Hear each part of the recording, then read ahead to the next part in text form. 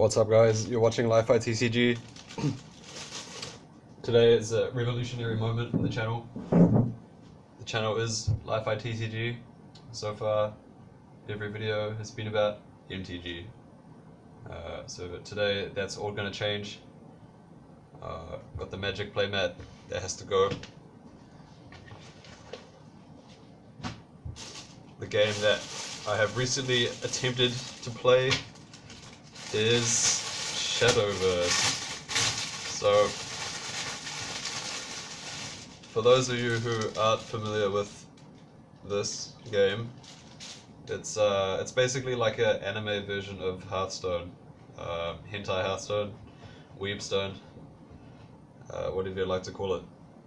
So, recently my good friend Zen Takahashi, well, not recently, it must have been like last year, he was like, hey, you should check out this game. They've got a tournament series coming up where there's like insane prize money. And I was like, oh yeah, haha, whatever, because you know, games are hard and I don't really have time to like learn how to play, and I don't want to like buy into a new game and spend all the money on cards and blah blah blah. So I basically just like brushed it off and forgot about it. But then more recently, I was looking at my Twitter and Zhen, the fighting game player from Singapore, tweeted out about this event coming up for the Shadowverse game. And I was like, alright, yeah, I remember Zhen mentioned this, I'll have a look. And it turns out that like the event had free entry, and for the event, they unlock like a tournament mode on your account in the game. So you get basically what that does is it gives you all the cards for free just for that one weekend. So it was basically like a free, if you're familiar with Magic Online terminology, like a free phantom event constructed. And the prize pool was like the same as a GP for Magic. Like first place was $4,000, and it went down from there. And then the total prize pool was 10 grand. I remember this tournament was like totally free to enter. I just explained all that. And like not only was entry free for people traveling from overseas, not me, they even had like free accommodation for for those people if you applied early enough. So that was like obviously insane as well. And yeah, like for coming from Magic, like a guy who plays MTG most of the time, like that just seemed ridiculous to me. Like when entry fees for Magic GPs are creeping up towards like $100 now, even for constructed. Just the fact that like the company would throw so much money at the players was like really commendable in my opinion. So like how so so for all this talk about like me entering the tournament and going to it, like I didn't really prepare much at all. Like after seeing the tweet and thinking, oh yeah, I might play in this. That was only like a month away from the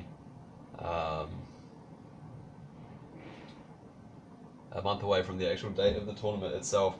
So like I had to learn the game, like figure out like what decks are going to be played in the meta game, like learn what those decks that do that I'm going to be playing, like try to be familiar with other decks that I'm not necessarily going to be playing.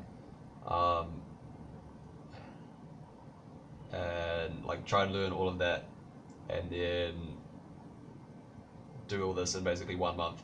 And remember that like I can't really test for the event at all properly because the event has like the phantom cards mode, and my account like during every other non-tournament period doesn't own any cards basically. Like I have a few cards obviously because you get like a free pack every now and then, and you get like some free packs when you make a new account. So I've got like a handful of cards, but not enough to make three decks. Because like the format of the tournament is called like Conquest Mode, So you make three different decks, um, and then you so like your opponent gets to, at the start of each round, you show your deck list to your three deck lists to your opponent, um, and then your opponent gets to ban one. So each player has two decks left, and then you play. Um, so when you win with one particular deck, then it's out, and you can't use it anymore for the rest of the match. So you have to win uh, two games to win the round, basically. So, so essentially, my endeavor that I tried to put myself in was like win a unified constructed GP, playing all the decks myself, um, with like 1 month preparation. It's like that Magic the Gathering analog. So obviously, when you put it that way, it's probably not surprising that I didn't do that well. Um, so this part, if you're more familiar with MTG, this part of the story won't really mean that much to you. But like I played Aggro Forest, which is like the Shadowverse version of Red Deck Wins, with more of like a token theme. Um, because a lot of the cards for that deck are like commons or whatever that equivalent is in Shadowverse. So I had like a budget version of this deck, um, on my like ranked account, which I'd been playing for the game, like learning the game with. So I was really familiar with all the cards. So, so basically, my only experience playing this game is with like the Hazoret event deck, if you got to think of it that way. And then my second deck was the Puppet Portal deck, just because it had like the highest win rate in like an on ladder. Like it seemed to be the best performing deck, so it seemed stupid not to play it. And then the third deck, like what I was seeing from the data, because apparently there's people that like mine the win percentages from their rank ladder or whatever. Um, like the certain archetype called Haven was like slightly favored versus um, Puppet, and like I think even roughly versus Forest. Um, and then at the same time, this other archetype called like um, PDK Dragon, was very good against like the other top decks. So like Puppet and Forest, I think, like slightly favored, but then unfavored versus Haven. So like by playing PDK, Forest, and Puppet, and planning to ban Haven every time I see it, like I should have like a slightly favored matchup in most rounds, was my theory. Um, but like the problem was that the PDK deck just wasn't that strong.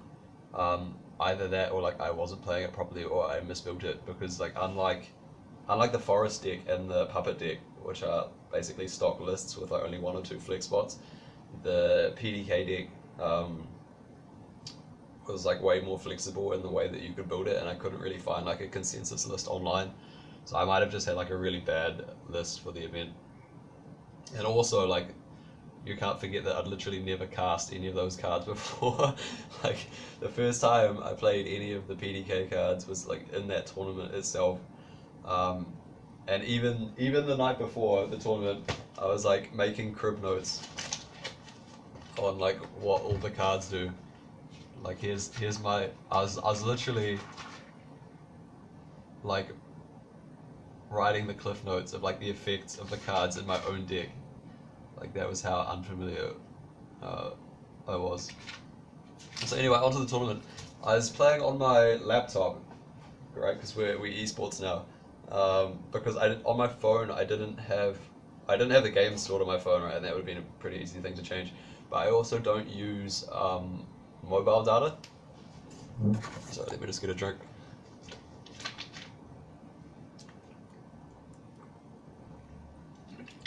The tournament announcement was that there was going to be LAN access for everybody, and I thought I was going to trust that more than Wi-Fi.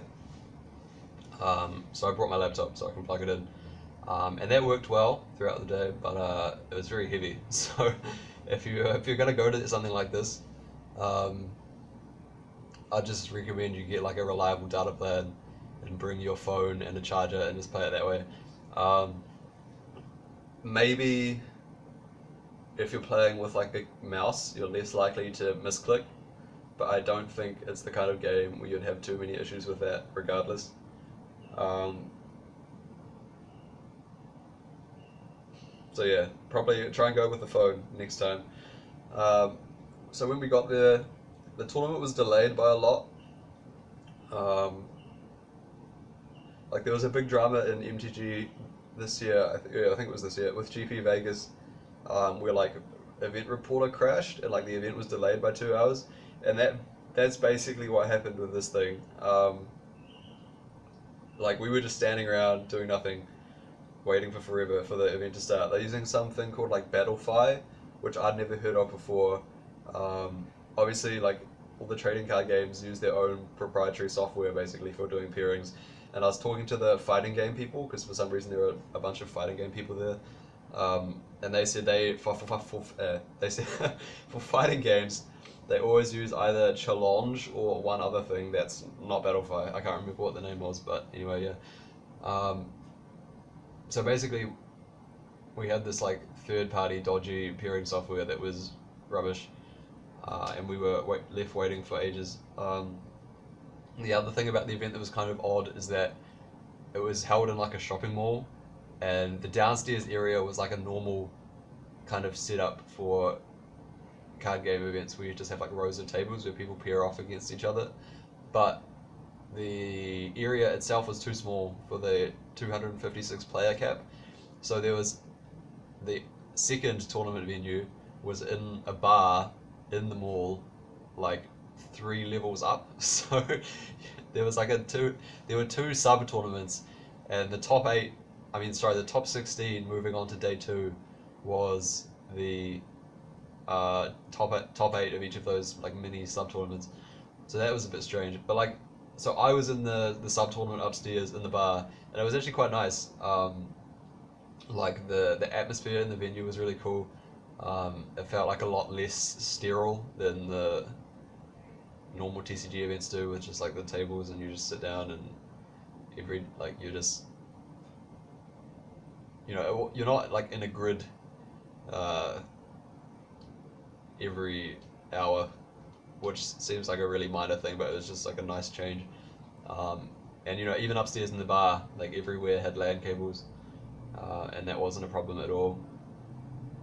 Um, so like the delay was like a huge pain, and even when they finally got it fixed, they didn't print pairings and they didn't have pairings like on a central screen either. Like they had links in the Discord that you could follow to find the pairings, except because there were so many issues with it, like they keep putting up multiple different links and you were never really sure which one was right. So like in the end, every round I just like went up to the judge and asked him to show me the pairings because I wasn't confident I had the right information myself. Um, so like if as this company moves forward, this is something they really need to fix. That was the by far the biggest problem. But like as the tournament finally started, and for some reason like the tournament in the bar had more problems than the tournament downstairs, so we were always like a round behind.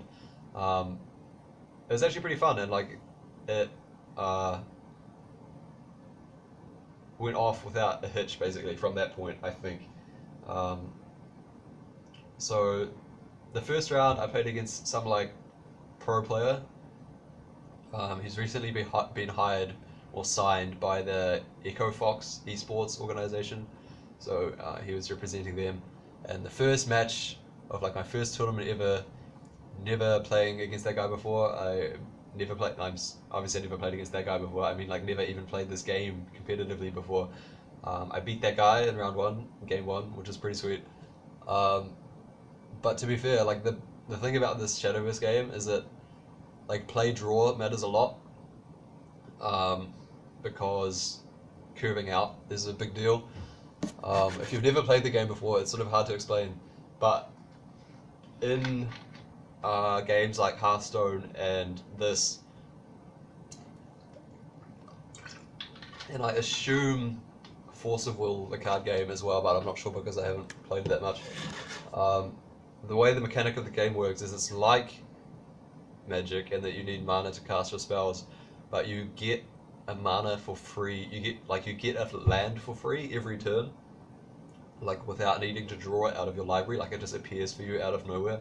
So tempo is really important because all your mana doesn't cost you a card, and therefore card advantage is much less important. Um, so play draw is like really important. Going first is generally considered a big advantage. Um, so I won the die roll against this guy. And we're playing the like red deck wins mirror, and then I had like a pretty good curve as well. So like in the end, I didn't really have to think.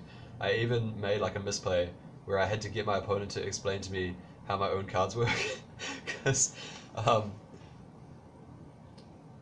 there was like we both had this enchantment that's like when your guy gets into combat with their guy, it triggers and does 1 damage to it before combat. So I don't know if I explained that correctly. So I'll put it in like MTG language. So like we both have the same enchantment that says whenever one of your creatures blocks or becomes blocked by a creature, it deals 1 damage to each creature that blocked it or that it's blocking. Right? Okay, so that I think that is like the technical definition of what it does in like MTG language. So we both have one of those, and he attacks my 1/1 with his 1/1, and his enchantment triggers and kills my guy, but mine doesn't trigger to kill his guy. And it turns out that like because he's attacking me, his one goes off first, and then my guy's dead. So like the effect just disappears, which I didn't even know. And obviously this is like a really basic interaction because it's like the staple card and like one of the top decks. But despite like me not knowing this, I won that match anyway. But then I just lost the next two because like my red deck wins deck was dead because I won with it, so I had to use my dragon deck, and I was not familiar with it, and I just think it was not as good of a deck. Um, so yeah, I lost that match. I won the next one, which is pretty cool. Um, it was like a really nail biter game at the finish because I won by using my red deck wins deck the first game again, and I think I legitimately like outplayed the guy in that game. But then after that, I had to use my dragon deck again because my opponents keep banning puppets. Like I say, it's like the best deck in the format, so it makes sense that people would ban that one. Um, and like the dragon deck, it has this effect. So like I was down to basically like 1 life, and my opponent had like a lethal. My opponent had a board full of guys that's not quite lethal, but there's so many effects in his deck that can give him more reach. Like there's a glorious anthem effect, like all his creatures get +1/+1 that he can draw, or he can play like a fairy lord that gives all his fairy tokens +1/+1 in haste. So if he drew that, then I would have lost. Or there's like a creature that has it's like a 2 mana 2/2, and it has kicker 3. All of your creatures gain 1 power. So if he had drawn like any of these, he would have had a lethal attack. But instead, he could only leave me at like 1. And I had an effect in my hand, which is like an 8 mana creature. Um, when it enters the battlefield, it destroys the rest of your board, and then you search your library at random, which you can do, right? Because it's an esport technology game. So it randomly searches our library for other creatures that cost more than the ones that died, and puts them into play. So I had like a board of 4 guys, and I have to windmill slam this like huge polymorph effect, and hope that I polymorph into like the huge haste creatures that I'm playing, which is reasonably likely but not guaranteed. And then I got there, so that was definitely an exciting game. But after that, I just didn't win any more matches. So in the next round, there was a situation where my opponent was playing Shadow, because the way the game works is like there's different classes, so it's just like Hearthstone. Um, so my 3 classes are Forest, Portal, and Dragon. And this time, my opponent was playing Shadow, which none of my previous opponents have played. And like if you look online, um, during this format, everybody was saying that Shadow was like unplayable. It was just terrible. So I had no idea what any of the cards did. So because I don't know what it does, I can ban it, but like I kind of don't want to ban it either because it has a reputation for being really bad. So um, I left it in the pool. I think I might have won. I won. Yeah, I won my game with Forest, the red deck wins deck again, and then I have to use Dragon. And in the matchup, I think he beat me with whatever other deck he had. So it was Dragon versus Shadow was the final match, I think. And then what happened was it got down to a situation where my opponent's deck is this like kind of combo aggro deck, um, where he plays an effect that when he plays a creature, it like kills it and splits it into multiple tokens that have haste. And then he also plays like pump effects. So so his objective is to play like a big creature, split it into lots of hasty tokens, and then pump them and swing for like one big alpha strike. Um, so I got to a situation where I was on like about 8 or so life, I think, and I have nothing in play, and like my opponent doesn't have anything in play, but he's assembled the like I know he's assembled the cards that let him enable this combo. So because I'm not that familiar with the deck, I'm not sure if he can kill me in one turn or not. So which puts me in a really awkward spot because I have two options. I can play I can play the big polymorph guy, um, but my board is empty, so it will have no effect.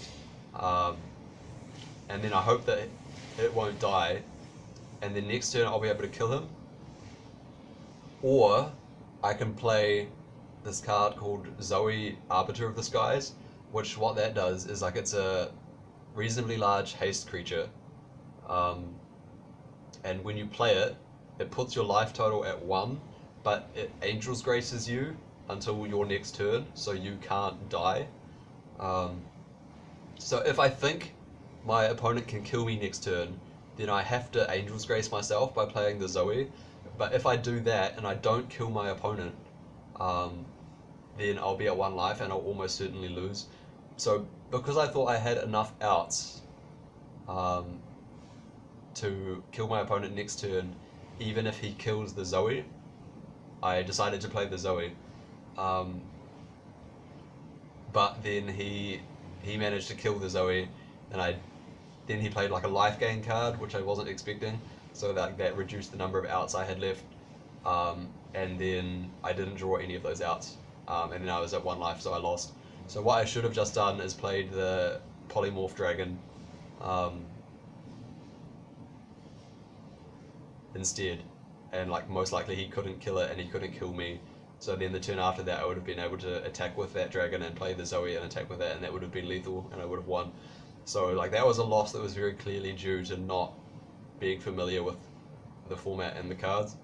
Um, it was like at this point it was clearly becoming obvious that like thinking that I could win this tournament with like such little experience, even though the game is a lot simpler than Magic, was quite an arrogant thought. And then in the next round it got even worse because I lost one game, like whatever. This time my opponents banned my forest deck, so I have to use the dragon deck and the puppet deck, both of which are like my unfamiliar options. Um, and he beat dragon with something because like I just don't think the dragon deck is that good. So I run it back again, and now my opponent's playing sword, which is like known as being just like the generic best mid-range deck. So we get into like this mid-range sort of situation because we're both playing like quite mid-range cards where I really need to clear my opponent's board because he's got like an aggressive start versus me. Um, like I have spells that when I play them, they give me like another spell into my hand, which I then have to think about what I do with that. And then there's the evolve mechanic in the game, which you have instead of hero power. Um, like if how Shadowverse works is that um, twice per game or 3 times if you are on the draw, you can evolve one of your creatures, which gives it like a power and toughness boost and gives it haste. Um, so it's a way, it's like a comeback mechanic, right? Because if your opponent um, was going first, the way that the way the game works is it gives the player going second the option to evolve first, and it also gives that player more evolves. So you get 3 evolves rather than 2. So it's like the comeback mechanic of the game. So I had like all these different spells to think about. Um, I wasn't sure like what I was supposed to evolve, and like my opponent had played this card, which gave his guys like a damage shield that prevents them from being killed by burn damage. So I had to like remember not to cast spells into that, and I just had this like insanely complicated turn. And because it's a esport game, whatever, like a video game, um, you don't need to call your judge for stalling because the game, if you take too long and then your turn, the game just times you out. So I had the like flashing thing on the side of my screen reminding me that like the time's ticking away, and I was like, oh shit, like I'll just do this, this, this, this, and I found like a reasonable idea. But like the way the game, because it's a video game, when you cast your spells and you evolve your guys and shit, there's like animations that go on in the game, um, and they're not skippable. And like as they're going on, the timer is still counting down. So like what happened was that like I had to end my turn, and I'd only done like half the stuff that I wanted to do, um, and I was just so far behind at that point that I just instantly lost the game basically. Uh, so after that, I was just really frustrated, and I just dropped and went home. So that was the end of my day playing Shadowverse. Um, so for the game itself, um, like some people are not gonna like the weeb aesthetic of it.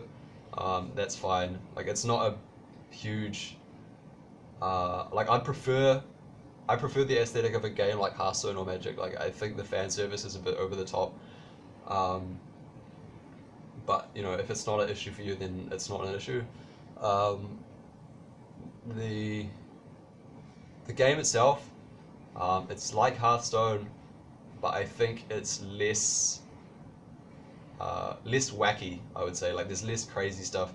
Um, there's nothing like Yogg Saron, or like there's nothing that will give you like a random card from like the entire expansion of the get like what's that card like piloted shredder, like there's no effect like that in Shadowverse, it seems. You know, like the randomness is way more controlled. So if you dislike Hearthstone for that reason, that might be a reason to play this game instead. Um, the main drawback for this game, I would say, is that like some games when you just curve out really well, it seems like your opponent can't ever do anything, um, and vice versa. So that's not fun. Um, but the games when that happens, the games tend to be over really fast, and like they happen for both players. You know, like on average the same amount. So it sort of balances out in that sense anyway.